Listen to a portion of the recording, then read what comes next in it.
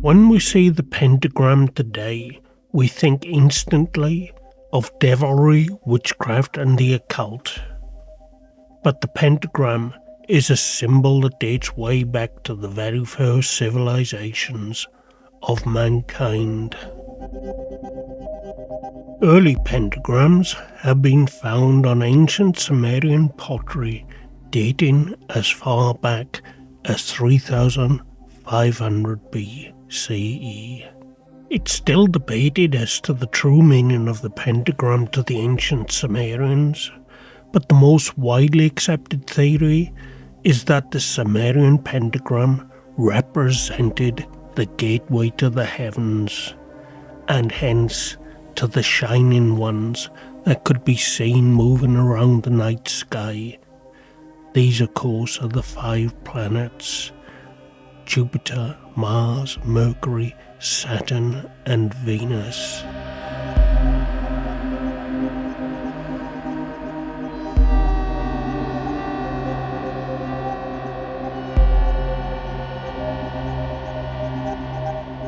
The pentagram was also known to the ancient Greeks, and they believed the 5 corners pointed to the location where the seeds of Kronos were placed within the earth so that the cosmos may be created.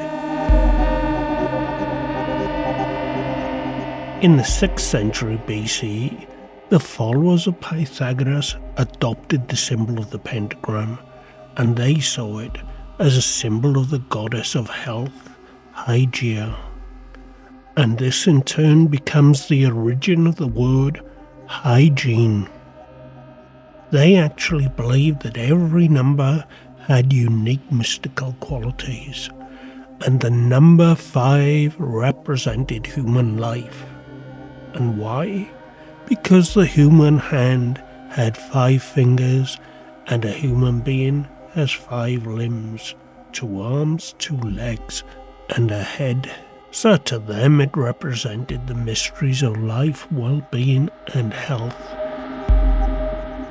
However, in 510 BCE, the Pythagoreans fell out of favour, and due to political conflicts, they were forced underground, and so the pentagram was then used as a sign to identify other members of the cult, and they used it as a symbol of authentication of their documents and communications. Later in the 5th century BCE, Plato determined that there were 5 building blocks of matter, and he paired them with the elements fire, air, earth, water, and ether. And so these two became associated with the 5 points of the pentagram.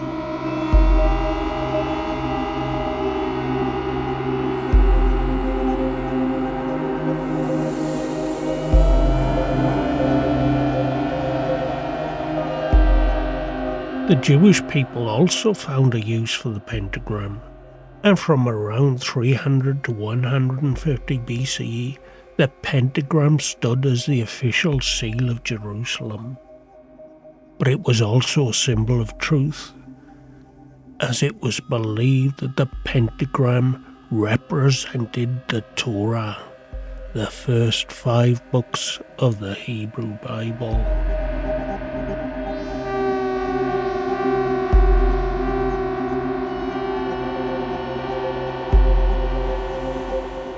In the Jewish mystical tradition, the Kabbalah, we're sometimes told that the pentagram represents wisdom, understanding, mercy, justice, and splendor.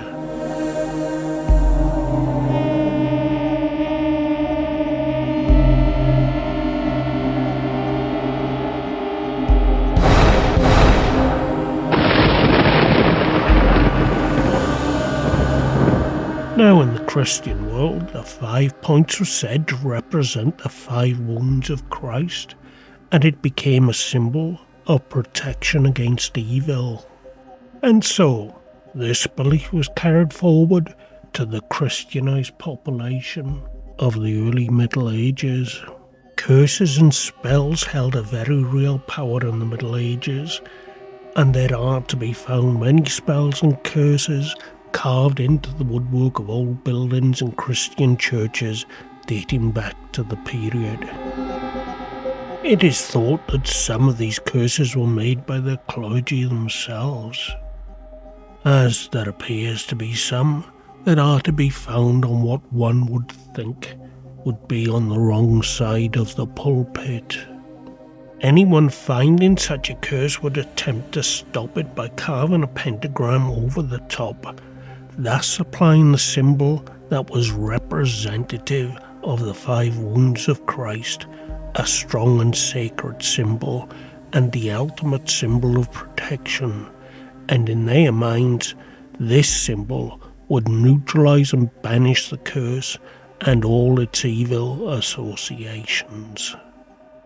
As we progress through the Middle Ages, the pentagram became a symbol of magicians and sorcerers, believing that the 5 points represented the 4 natural elements of earth, air, fire and water, and with the 5th representing the spirit realm that binds them all together and holds control and dominion over the material world.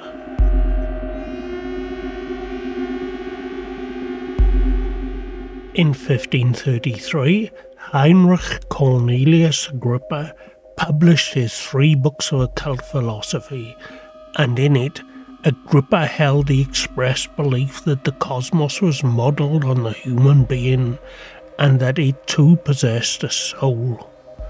So what is above is below, and the familiar image of Agrippa's pentagram was born. The pentagram continued to be used by magicians and philosophers throughout the Middle Ages and into the Victorian era. And in 1854, Eliphas Levi published his book Dogma et Ritual de la Haute Magie, now translated and known under the title of Transcendental Magic, and he claimed the pentagram expressed the mind's dominion over the elements. He says, "It is by this sign that we bind the demons of the air, the spirits of fire, the spectres of water, and the ghosts of the earth." This then brings us on to the 20th century and the infamous Aleister Crowley, who made use of the inverted pentagram. He said when the pentagram was used in the inverted manner, represented the descent of spirit into matter. "Do what thou wilt shall be the whole of the law." Now, some of Aleister's teachings were passed on to a friend of his, Gerald Gardner, and Gerald was to be the father and founder of Wicca, a new school of thought based on folklore and elements of the old religion of the Celts. Gardner and Wicca, which is still practiced today, forms the basis for modern witchcraft and Wicca, and the pentagram was adopted as a symbol for his movement, where it is still in use today.